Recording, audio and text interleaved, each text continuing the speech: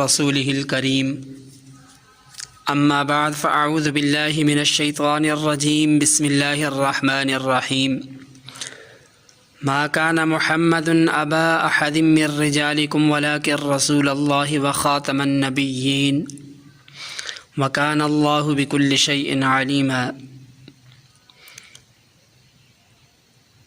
اسلامی عقائد میں سے ایک اہم ترین اور ایک بنیادی عقیدہ ختم نبوت ہے، جس کا حاصل یہ ہے کہ جن و انس کی رشد و ہدایت کے لیے اللہ تعالیٰ نے انبیاء علیہ السلام کا جو عظیم الشان سلسلہ حضرت آدم علیہ السلام سے جاری فرمایا تھا، اس سلسلے کو سید المرسلین احمد مجتبیٰ محمد مصطفیٰ صلی اللہ علیہ وسلم کی ذات اقدس پر تکمیل فرمایا۔ اب قیامت تک کسی کو نبی نہیں بنایا جائے گا۔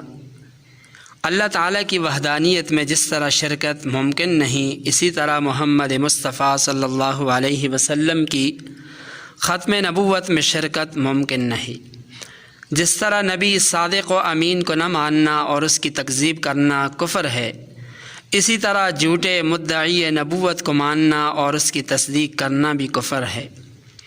رسول اللہ صلی اللہ علیہ وسلم کو سب کچھ ماننے کے باوجود اگر کوئی بد نصیب انسان آپ صلی اللہ علیہ وسلم کی ختم نبوت کا یقین نہیں رکھتا یا ختم نبوت میں کسی بھی طور پر وہ تعویل کرتا ہے، تو ایسا شخص کافر ہے، دائرہ ایمان سے خارج ہے، ایمان سے قطعاً محروم ہے۔ سامعین محترم، یہاں سوال پیدا ہوتا ہے کہ اللہ تعالیٰ نے نبوت کا یہ سلسلہ ختم کیوں فرمایا؟ کیا قیامت تک کے لمبے عرصے کے لیے ایک ہی نبی کافی ہے؟ جواباً عرض ہے کہ جی ہاں، یہی ایک نبی اور یہی ایک دین قیامت تک کے لیے کافی ہے، اس لیے کہ اللہ تعالیٰ نے نبی بھی کامل بلکہ اکمل بھیج دیا اور دین بھی کامل بلکہ اکمل بھیج دیا۔ نبی اتنا کامل بنایا کہ سابقہ تمام انبیاء علیہ السلام کے کمالات تنہا ذات محمد صلی اللہ علیہ وسلم کے اندر رکھ دیے۔ اس پھول میں اللہ تعالیٰ نے وہ تمام رنگ خوشبوئیں جمع فرما دیں جو دیگر تمام انبیاء علیہ السلام میں متفرق طور پر رکھی تھی۔ اللہ تعالیٰ نے آپ کو جو ضابطہ دیا، جو شریعت دی، جو دین دیا، وہ بھی کامل بلکہ اکمل دیا۔ حجۃ الوداع کا منظر آنکھوں کے سامنے لائیے۔ سن 10 ہجری 9 ذی الحج جمعہ کا دن عرفات کے میدان میں آپ علیہ السلام نے جو خطبہ ارشاد فرمایا، اس میں صاف اعلان کر دیا کہ اے لوگو، تمہارا باپ بھی ایک ہے اور تمہارا رب بھی ایک ہے، تمہارا نبی بھی ایک ہے۔ جس طرح کوئی شخص ایک باپ کے علاوہ دوسرا باپ بنانا پسند نہیں کرتا، بلکہ اگر کوئی شخص بغیرتی کی وجہ سے دوسرا باپ بنانا پسند بھی کرے تو تب بھی حقیقتاً اس کا ایک ہی باپ ہوگا، اسی طرح حقیقت میں تمہارا رب اور پروردگار بھی ایک ہے اور تمہارا نبی بھی ایک ہے۔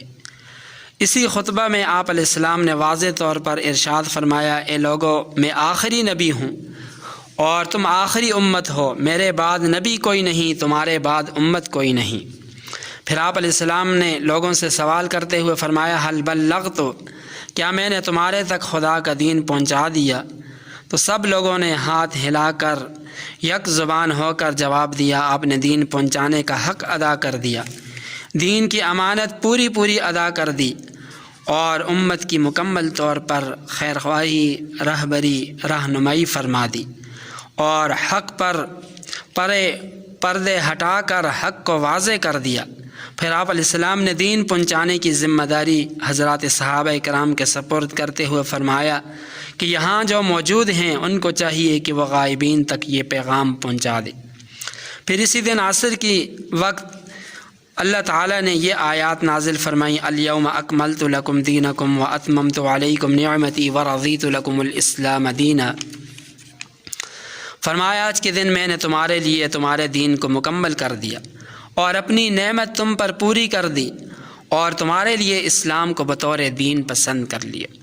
جب دین کامل ہو گیا اور دین پہنچانے کی ذمہ داری اللہ کے نبی صلی اللہ علیہ وسلم نے امت کے سپرد فرما دی، تو اب نئے نبی کی کسی بھی طرح ضرورت باقی نہ رہی۔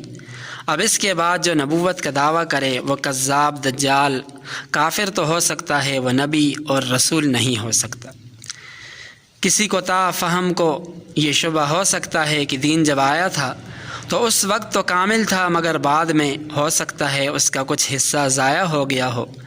تو اس سلسلے میں یہ بات یاد رکھیں کہ سابقہ کتب کی حفاظت کی ذمہ داری اللہ تعالیٰ نے خود نہیں لی تھی، بلکہ ان امتوں کے علماء پر ڈالی تھی، لیکن آخری کتاب کی حفاظت کی ذمہ داری اللہ تعالیٰ نے علماء پر نہیں ڈالی، بلکہ اپنے فضل و کرم سے خود یہ ذمہ داری اٹھا لی۔ انا نحن نزلنا الذکر وانا لہ لحافظون۔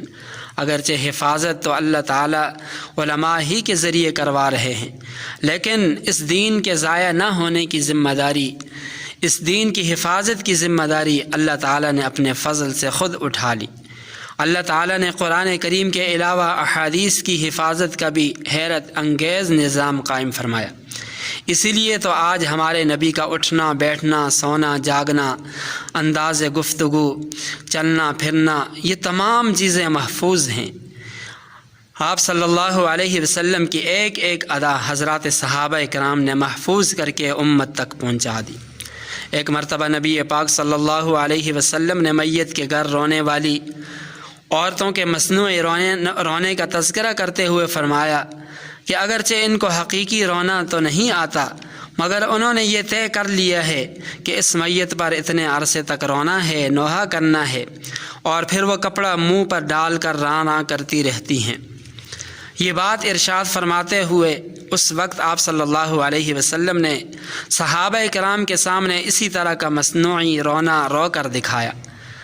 اب جب صحابی نے یہ روایت اپنے شاگرد تک پہنچائی تو صرف نبی علیہ السلام کے الفاظ نہیں پہنچائے، بلکہ آپ علیہ السلام کی اس ادا کو اپناتے ہوئے اسی طرح مصنوعی رونا رو کر بھی دکھایا، اور پھر اس نے آگے شاگرد تک یہ ادا بھی پہنچائی اور الفاظ بھی پہنچائے، اور آج تک علماء یہ حدیث بیان کرتے ہوئے آپ علیہ السلام کے الفاظ کے ساتھ ساتھ آپ علیہ السلام کی اس ادا کو بھی نقل کرتے ہیں۔ تو دین آیا بھی مکمل، آپ نے بتایا بھی مکمل، حضرات صحابہ کرام نے پہنچایا بھی مکمل، اور آج تک اسی طرح کامل اور مکمل شکل میں موجود ہے، تو پھر کسی نئے نبی کی ضرورت ہی نہ رہی۔ نبی علیہ السلام کی ختم نبوت میں کوئی شک نہیں۔ قرآن کریم کی آیات میں اگر غور کریں تو سینکڑوں آیات آپ علیہ السلام کی ختم نبوت کا ان میں تذکرہ موجود ہے۔ سورہ بقرہ میں فرمایا والذین یؤمنون بما انزل الیک وما انزل من قبلک۔ ایمان والوں کی صفات بیان کرتے ہوئے فرمایا کہ ایمان والے وہ ہیں جو اس وحی پر ایمان لاتے ہیں جو آپ پر اتاری گئی، اور اس وحی پر بھی ایمان لاتے ہیں جو آپ سے پہلے اتاری گئی، نازل کی گئی۔ تو یہاں صرف دو وحیوں پر ایمان لانے کا تذکرہ ہے، ایک وحی جو آپ علیہ السلام پر نازل کی گئی، اور دوسری وہ وحی جو آپ سے پہلے انبیاء علیہ السلام پر نازل کی گئی۔ اگر آپ علیہ السلام کے بعد بھی کوئی وحی نازل ہونی ہوتی تو اس پر بھی ایمان لانے کا یہاں پر تذکرہ موجود ہوتا، لیکن یہاں پر نہیں ہے۔ اسی طرح حدیث میں آپ علیہ السلام نے خاتم النبیین ہونے کا کئی احادیث کے اندر اس کا تذکرہ کیا۔ نبی پاک صلی اللہ علیہ وسلم نے فرمایا میری امت کے اندر 30 بڑے بڑے دجال آئیں گے، ان میں سے ہر ایک کا یہ گمان اور دعویٰ ہوگا کہ میں نبی ہوں، حالانکہ میں خاتم النبیین ہوں، میرے بعد کوئی نبی نہیں۔ اس کے علاوہ تمام صحابہ کرام کا اس مسئلے پر اجماع ہے کہ آپ علیہ السلام کے بعد سلسلہ نبوت ختم ہو چکا۔ یہی وجہ ہے کہ حضرات صحابہ کرام آپ علیہ السلام کے بعد نبوت کا دعویٰ کرنے والے کو کافر اور مرتد سمجھتے تھے۔ اسی لیے سیدنا ابو بکر صدیق رضی اللہ تعالی عنہ نے اپنے دور خلافت میں مرتدین سے جہاد کیا اور مدعی نبوت مسلمہ کذاب کی نبوت کو خاک میں ملا دیا۔ یہی مسلمہ کذاب ہے جس نے نبی علیہ السلام کو خط لکھا کہ میرے ساتھ ایک معاہدہ کر لیں، جب تک آپ حیات ہیں آپ نبی ہیں، اور جب آپ کا وصال ہو جائے تو میں نبی ہوں، یا یہ معاہدہ کر لیں کہ آدھے عرب کے آپ نبی ہیں اور آدھے عرب کا میں نبی ہوں۔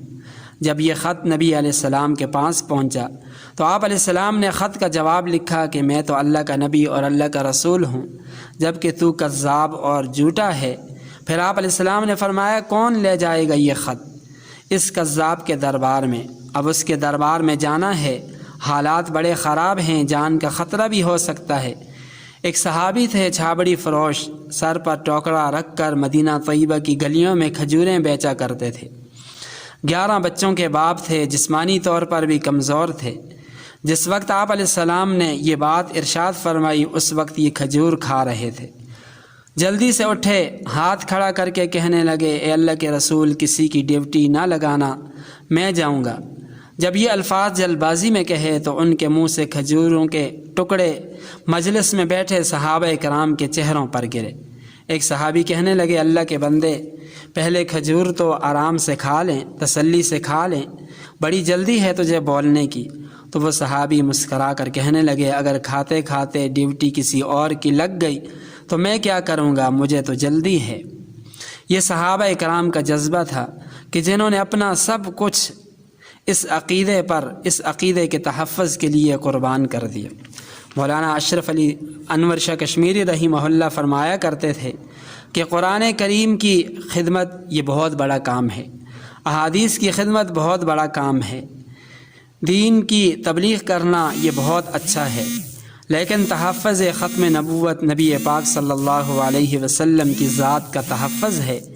باقی چیزیں اقوال، افعال، اعمال کا تحفظ ہیں، لیکن ذات کا تحفظ سب سے افضل ہے، سب سے اعلیٰ ہے۔